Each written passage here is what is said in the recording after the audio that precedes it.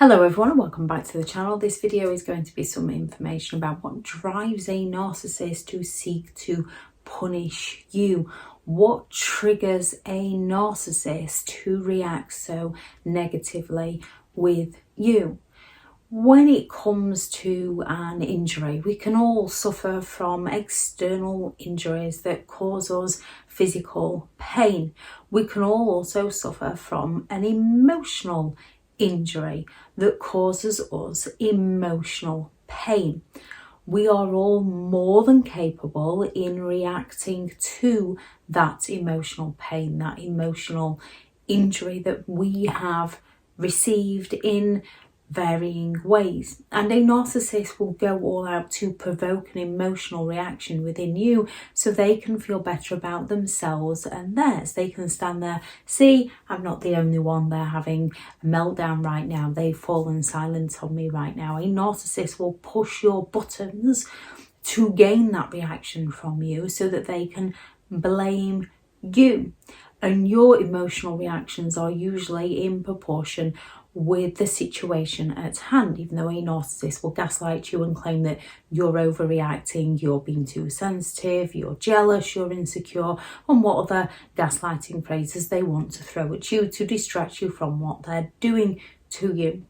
With a narcissist, you can simply be sat around a table having a meal, celebrating somebody's birthday, and you didn't thank them for turning up.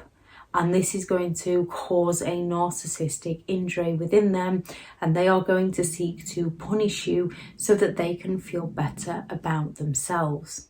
When a narcissist suffers a narcissistic injury and goes into a narcissistic rage, whether that is an outburst or a passive-aggressive rage, it can leave you feeling confused, it can leave you feeling frustrated, it can leave you feeling bewildered, it can leave you full of anxiety, it can leave you feeling scared, it can leave you feeling confused, it can leave you wondering, ruminating, over-analysing what you've done, it can leave you trying to make it up to them for things you didn't even do to them. So what things cause narcissistic injury? You can't really avoid these things because these are everyday things. When it comes to a narcissist, they feel entitled to have what they want, when they want, with whoever they want. They feel entitled to have their own way. They do not respect other people's beliefs. They do not respect other people's values. They do not respect other people's boundaries. Therefore, you just saying no to them, they're not willing to understand this no. They take it as criticism. They take it as a dent to their ego, and they seek to punish you. As a narcissist requires excessive attention to feel better about who they are as a person. If you forget to thank them for something they didn't even do for you, if you forget to acknowledge them, if you forget to praise them, even if this is done unintentionally, a narcissist is going to see this as criticism and they are going to seek to punish you. If you talk to somebody else, if you talk to a friend or a family member and not the narcissist, narcissists are very hypocritical. They have double standards.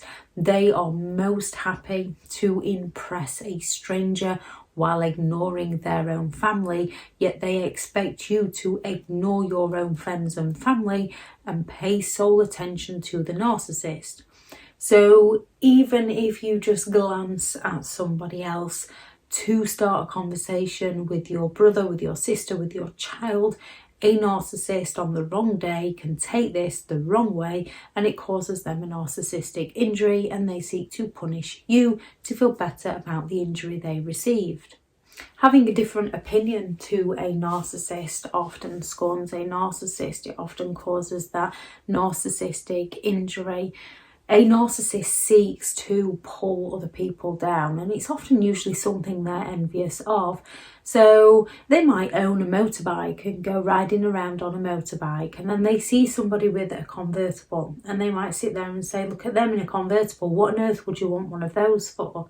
And you can simply just say, well, it's just like you having a motorbike. There's nothing wrong with having a convertible or a motorbike. It's just a difference of opinion. And they're going to twist it onto you and say, So would you have one? And because you haven't got one, because you're quite happy for them to have a motorbike and them to have a convertible, that's their life, but it's not your interest, you might just simply say, well, no, it's not really what I'm interested in. I'm just looking at it from a different perspective. And you might stutter, you might mumble, you might struggle to get your words out.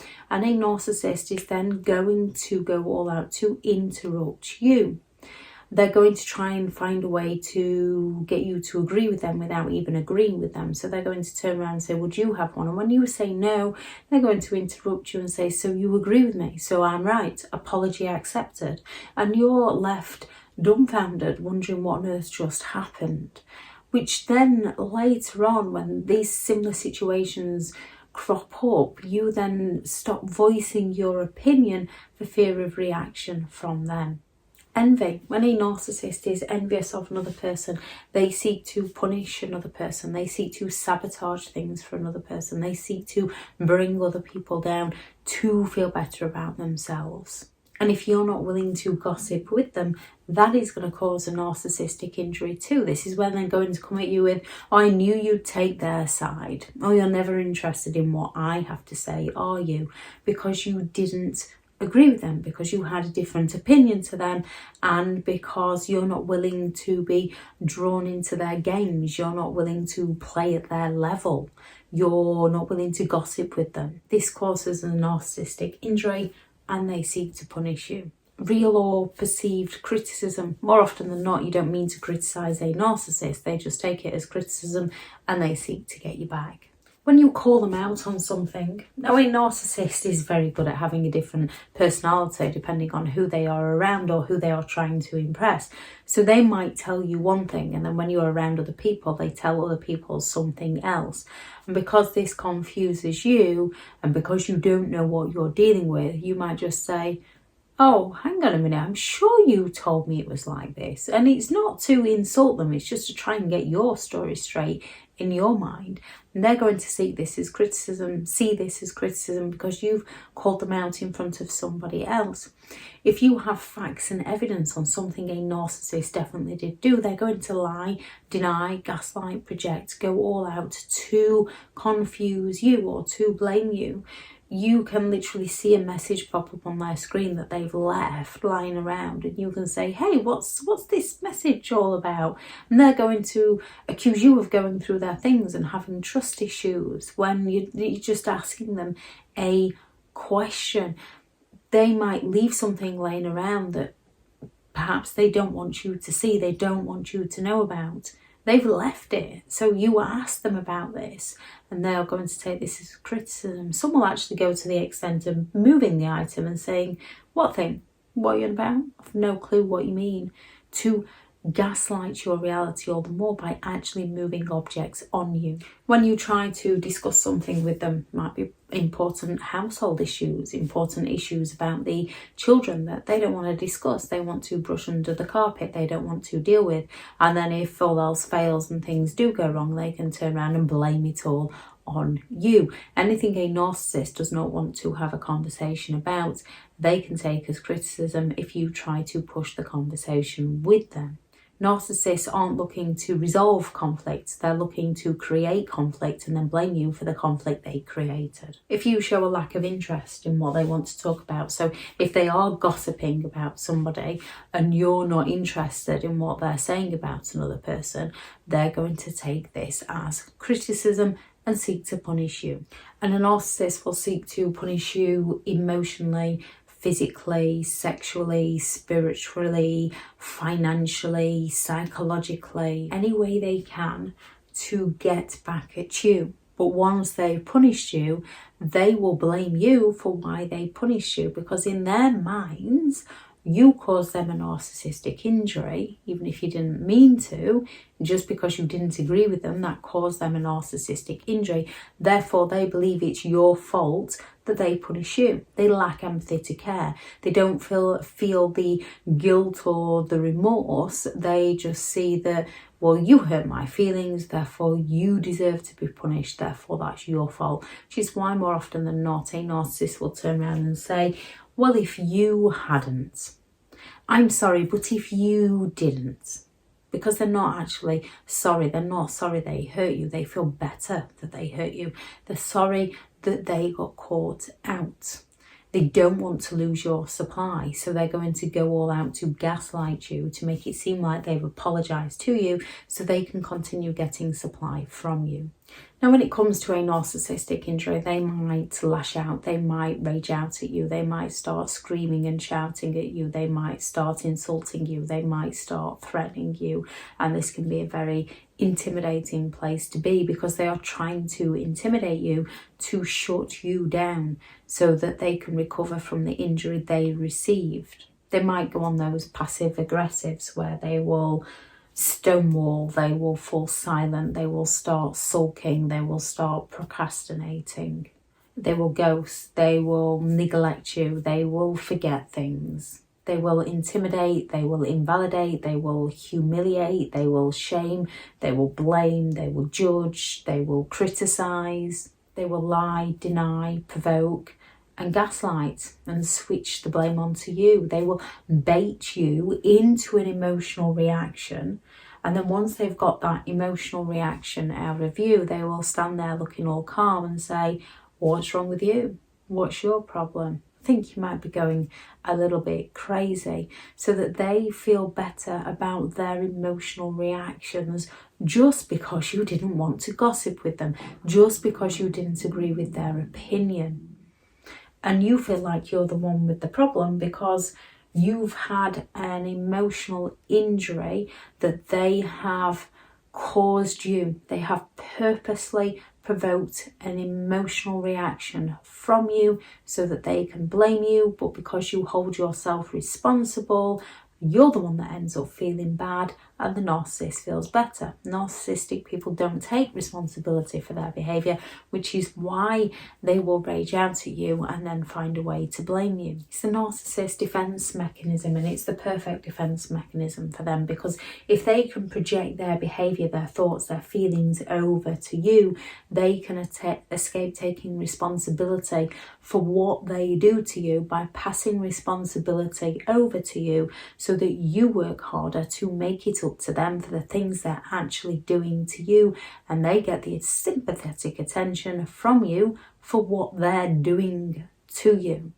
So what can you do about this? Well, there's nothing you can do about your past. Your past is your past. You've lived that moment. You have to find what works for you to help you cope with your past in your present so that you don't carry the pain into your future.